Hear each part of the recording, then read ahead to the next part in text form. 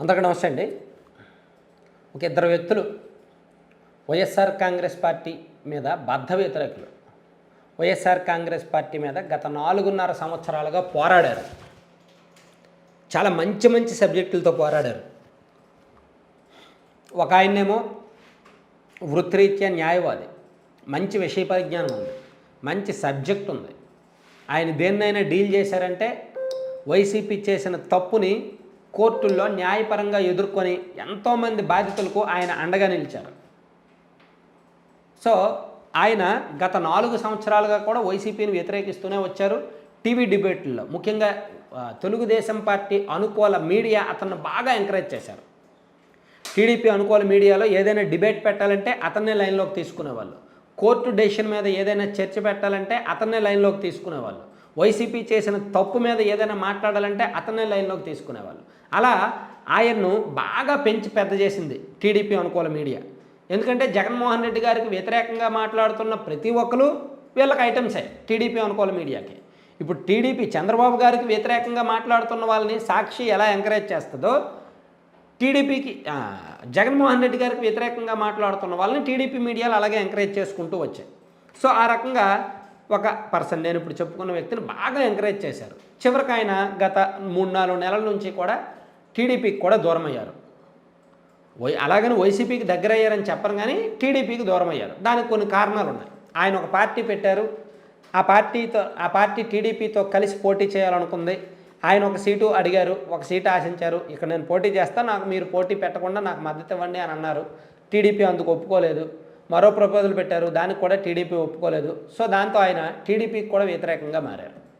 వైసీపీకి వ్యతిరేకంగా పోరాడుతూ 4.5 సంవత్సరాల పాటు పోరాడుతూ ఎన్నికలకు ముందు ఇప్పుడు ఆయన టీడీపీకి కూడా వ్యతిరేకంగా మారి ఎటు కాకుండా ప్రస్తుతానికి సైలెంట్గా ఉన్నారు. ఆయన ఎవరో మీ అందరికీ తెలుసు.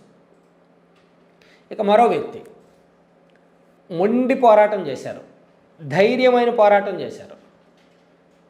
సోషల్ మీడియా వేదికగా, యూట్యూబ్ వేదికగా వైఎస్ఆర్ కాంగ్రెస్ పార్టీ చేసే తప్పులను, వైఎస్ఆర్ కాంగ్రెస్ పార్టీ నాయకులను మాస్ ర్యాగింగ్ చేశారు.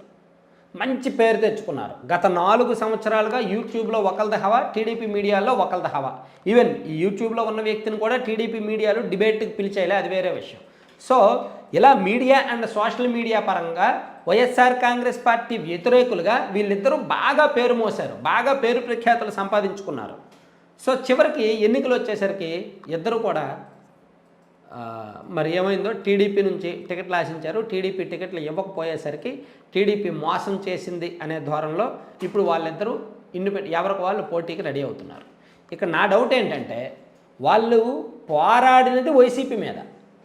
సో వాళ్ళు వైసీపీ మీద పోరాడారు కాబట్టి టీడీపీ వాళ్ళని ఎంకరేజ్ చేయాలి, టీడీపీ వాళ్ళని నెత్తిన పెట్టుకోవాలని వాళ్ళు భావించారు.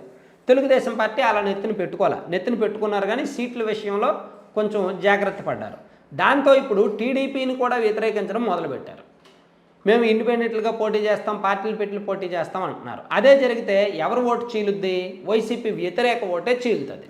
వాళ్ళు ఇన్నాళ్ళు వైసీపీ వ్యతిరేకులుగానే జనానికి తెలుసు కాబట్టి, వైఎస్ఆర్ కాంగ్రెస్ పార్టీ వ్యతిరేక ముద్రలో ఉన్నారు కాబట్టి వాళ్ళు పార్టీ పెడితే, వాళ్ళు పోటీకి దిగితే వాళ్ళకి 1000 ఓట్లు రాని, 2000 ఓట్లు రాని, 3000 ఓట్లు రాని, లేదా 100 ఓట్లే రాని, అది వైసీపీ వ్యతిరేక ఓట్లే వస్తాయి. అంటే వాళ్ళు వైసీపీ వ్యతిరేక ఓటు చీల్చినట్టే కదా. అలా చీల్చారు అంటే వైసీపీకి ఎంతో కొంత లబ్ధి చేకూర్చినట్టే కదా. సో అదే ఇక్కడ సమస్య. ఎన్నాళ్ళు వైసీపీ వ్యతిరేకులుగా మారి పేరు తెచ్చుకొని ఇప్పుడు మళ్ళీ ఎన్నికలు వచ్చేసరికి వైసీపీకి అనుకూలంగా వ్యవహరించబోతున్నారేమో అనే అనుమానాలు అయితే వస్తున్నాయి. సో టీడీపీతో బేరం కుదరలేదు. టీడీపీ ఏమో వాళ్ళు అడిగిన సీట్లు ఇవ్వడానికి ఒప్పుకోలేదు. అందుకని ఇప్పుడు ఓట్లు చీల్చే ప్లాన్లో ఉన్నారేమో అనిపిస్తోంది అన్నమాట. Thank you.